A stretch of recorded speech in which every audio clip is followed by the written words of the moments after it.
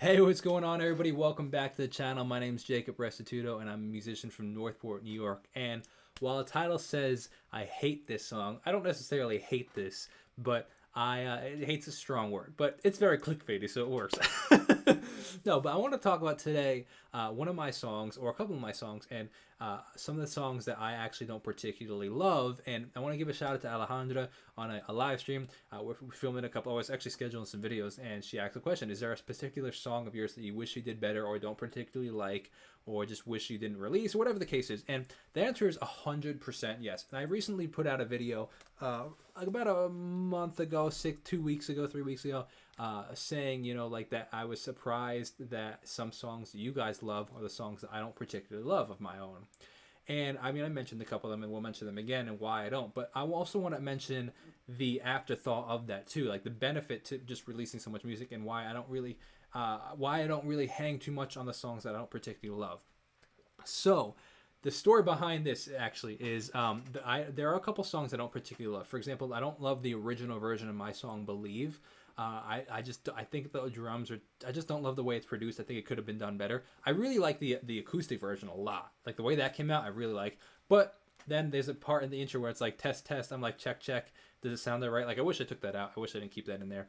I actually filmed it for a video, and I actually ended up taking the audio from the video and actually releasing it. So.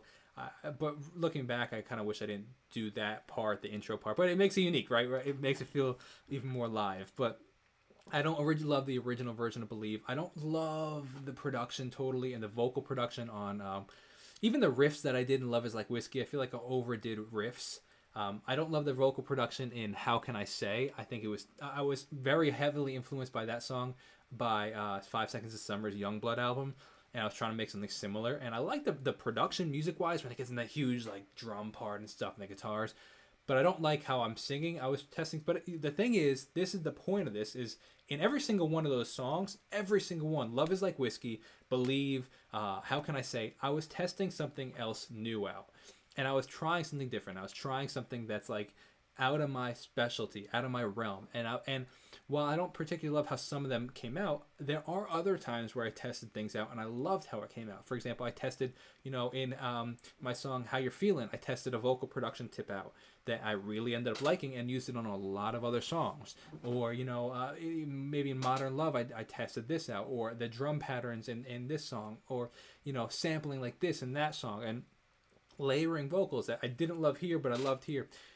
The reason I'm so okay with that, and so okay with the idea of not hanging on to this song has to be perfect kind of idea, is there's always another opportunity. One, somebody might like the song the way it is, and they're like a perfect example of the songs that people love of mine that I don't particularly love. It's quality is subjective, and I live by those words tremendously. Secondly, there's always another opportunity. Like, I have so many songs that I've released. For example, my song "Please," that I have 3 different versions of it. I have the original "Please" that I released. I have "Please 2.0" with a feature on it. And then I have the acoustic version of "Please," which are all on all streaming platforms. Then there's, for example, "Modern Love." I have regular "Modern Love." I have "Modern Love 2.0." And going back to that, there's an artist that has, they were pretty big, actually. They had this song, I think it's called "Take It Back." It was Judah and the Lion. But the original version of "Take It Back" was not popular. It was the "Take It Back 2.0" that was the popular on the radio version. And it's just, but they're different. Another huge one is "I Took a Pill in Ibiza" by Mike Posner, where Mike Posner put out his song "I Took a Pill in Ibiza." You listen to the original, and nobody even knows this. This is crazy. You listen to the original, it's actually an acoustic guitar version of that song. The original version has acoustic guitars, kind of laid back drums. It's way slower. But there was a remix, and that remix of the song is the one that became that massive hit. The remix version, not the original. And it's just very interesting. And you never know, first of all, who's going to like the songs, why they're going to like the songs, and how things are going to change in the future, what they mean in the future. And you're always just learning. And I think it's a great opportunity to learn. Another thing, too, though, I think that is when we're putting out songs, you're staying on the grind. As you stop, releasing things because you want to perfect something, or you're not happy with something. If you overthink these things, I think that you can kind of intimidate yourself out of it. So you kind of just be like, ah, this is the best I got, and we're moving on to the next one. Because the shelf life, people kind of forget about songs, too. That, like, unless it's a massive hit, they'll probably forget about that and listen to your new one. And then I had one more point that I forgot. I was just about to say. It was about, we talked about production. We talked about releasing as much as you can. I like the idea of releasing as much as you can. Oh man, another last thing is mood. It really also depends on the mood I'm in. Sometimes I'm like, yo, this song sounds like trash. And then there are times I'll go back and be like, yo, this song is a bop, man. I love it. So it really depends on your mood you're listening to and how you're actually feeling about yourself and how you're feeling about your career at that day. And then there are also things that the last thing is, like, maybe a live version ends up being the popular version. For example, like John Mayer's cover of Free Fallin' has like hundreds of millions of views of it. And like, I don't even know if there's a studio version of that. And if there was, maybe it's great, maybe it's terrible. But like, that other version has a ton of views. So keep an open mind. And that's my mentality of some songs that I don't personally love, that there's always things that I wish I did better. And I used to be so stressed when releasing music. I do like 75 different versions and masters, and then revisions and masters and revisions. And I still do a lot of them. But there are things that I just be like, you know what? For example, last comment is in my most recent song released, Nobody Else.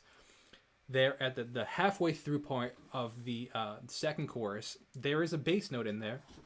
The bass hits, but it's a short bass note, and I wish I went back and changed it for a longer bass note, because it sounds like the bass doesn't hit, and it's a section of the song that I'm like, I really wish there was a punch there, but that's all right, I could have canceled the release, pushed it out a little bit, like maybe either hope that I could re-release it for the same day, or push it to Friday because I released it on a Thursday. But I'm like, you know what? Who's going to even notice? Who's going to care? Who's going to notice? I do, maybe, but sometimes I even forget about it. And it's like, whatever. And sometimes there are songs out there like that have funky notes in them, but that have the feel and emotion. It's like, you know what? It's all good. You do the best you can and move on, and people want the raw emotion more than they want the perfect notes. So hope you enjoyed that. Hope you learned something from that. And that is my experience with the songs that I quote-unquote hate.